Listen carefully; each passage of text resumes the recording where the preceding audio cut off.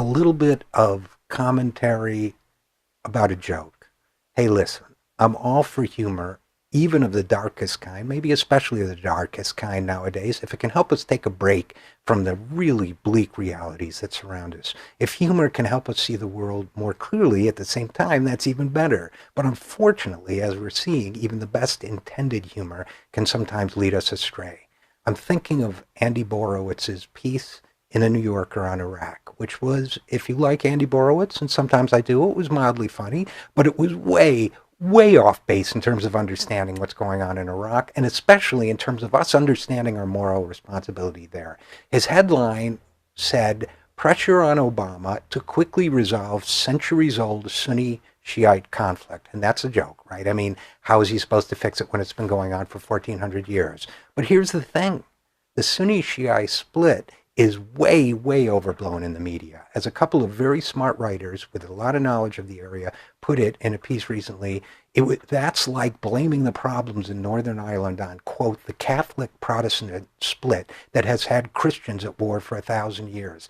That's not exactly what went on in Northern Ireland. This is not exactly what's going on in Iraq. Sure, there's a division between the Sunnis and the Shias, and sure, at times it's been warlike. But like with Christians, communists, and pretty much every other group, Shias have also fought Shias, and Sunnis have also fought Sunnis. Sometimes Sunnis and Shias have banded together to fight somebody else. It's just not that simple. Other factors are at play here, and that's where our responsibility comes in.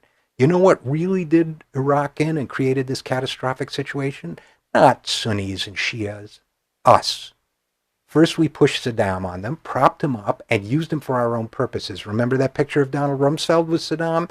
There's a reason why we did that. And then later, when Saddam was becoming an inconvenience to, we know which interests, I think economically, we used 9/11 as an excuse to push our global expansion dreams by overthrowing his government without any thought to what would happen next. No problem, right? We were going to be welcomed as liberators. It was going to be a cakewalk. Well, how did that turn out? The Halliburtons of this world are licking the icing of that cake, and we've got the crumbs. Those Iraqis you see out there killing one another aren't savages mindlessly pursuing a 1,400-year-old war, as Andy Borowitz's piece might have you believe. They're people whose hunger, rage, poverty, and yes, deep violence and ignorance is fueled as much by our own economic policies of exploitation and domination as they are by other factors. Are these people scary, violent, even evil? Sure. But what are we?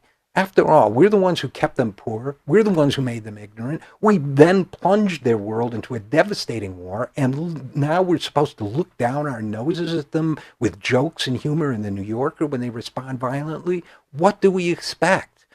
And by the way, who's been more violent in Iraq than we supposedly civilized Americans? Who's been responsible for more deaths?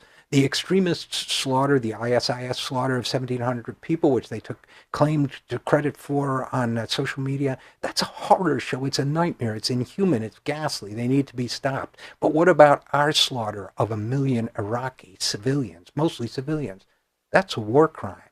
So if you want to laugh at something, laugh at the foolishness of Dick Cheney and his daughter Liz being given a platform in the Wall Street Journal to spew their hate. Laugh at the Democrats, like Hillary Clinton, who thought it was smart to vote for this war in the first place because it was politically convenient. Laugh at the news shows who are now booking utterly discredited experts like Bill Kristol to talk about Iraq. That's like booking the captain of the Exxon Valdez to talk about safe nautical techniques. We used to laugh at Billy Crystal. He's the guy who said it's better to look good than to feel good. Remember that? Now it's time to laugh at the bitter joke that is Bill Kristol on our TV night after night. But here's the real joke. Bill Kristol gets to look good while thousands of American soldiers who gave their lives and 1 million Iraqis, mostly civilians who died in this conflict, don't get to feel anything at all. My problem with Andy Borowitz isn't just that his column looks down on the very people we victimize. It also lets Mitch McConnell and all the other Republicans off the hook for a problem today. A problem that they, not the locals of the Middle East, created.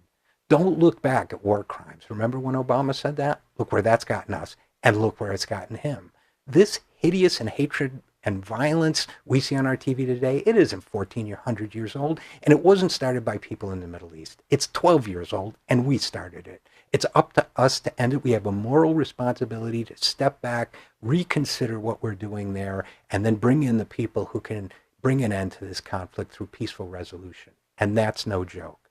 I'm Richard RJ Eskow, and this is The Zero Hour.